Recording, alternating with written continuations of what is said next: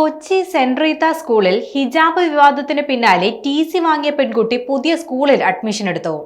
മകൾ പുതിയ സ്കൂളിൽ ചേരുന്നതായി അറിയിച്ച് പിതാവ് അനസ് നൈന ഫേസ്ബുക്കിൽ പോസ്റ്റ് ഇടുകയും ചെയ്തു. മക്കൾ ഇന്ന് പുതിയ സ്കൂളിലേക്ക്. അവളുടെ തലയിലെ 3/4 മീറ്റർ തുണി കണ്ടാൽ ഒപ്പമുള്ള ഒരു കുട്ടിയും പേടിക്കില്ല എന്നുറപ്പുള്ള കലാലയത്തിലേക്കെന്നാണ് അനസിന്റെ ഫേസ്ബുക്ക് പോസ്റ്റ്. മക്കൾ രണ്ടുപേരുടെയും ചിത്രവും പങ്കുവച്ചായിരുന്നു ഫേസ്ബുക്കിൽ കുറിപ്പിട്ടത്. വിവാദത്തിന് പിന്നാലെ മകളെ ഇനി അതേ സ്കൂളിലേക്ക് അയക്കുന്നില്ലെന്ന് പിതാവ് നേരത്തെ തന്നെ വ്യക്തമാക്കിയിരുന്നു.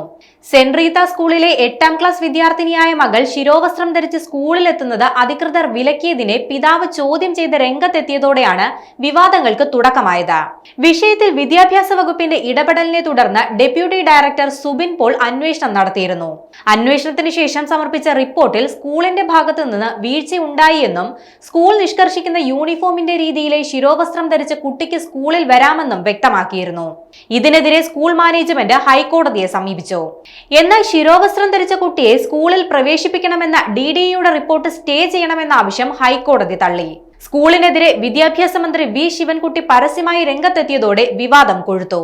ശിരോവസ്ത്രം ധരിച്ച ടീച്ചർ സ്കൂളിൽ ഹിജാബ് പാടില്ലെന്ന് പറയുന്നത് വിരോധാഭാസമാണെന്നും കുട്ടി സ്കൂൾ വിടാൻ കാരണക്കാരായവർ മറുപടി പറയേണ്ടി വരുമെന്നും വിദ്യാഭ്യാസ മന്ത്രി വി ശിവൻകുട്ടി പറഞ്ഞിരുന്നു.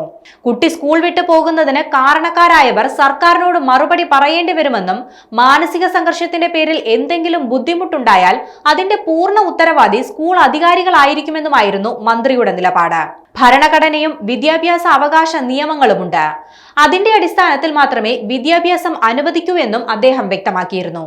അതിനിടെ സ്കൂളിൽ തുടരാൻ താല്പര്യമില്ലെന്ന് പെൺകുട്ടി അറിയിച്ചതോടെ ഏതാനും ദിവസങ്ങൾക്ക് മുൻപ് ഹൈക്കോടതിയിൽ ജസ്റ്റിസ് VG അരുൺ ഹർജികൾ തീർപ്പാക്കിയിരുന്നു.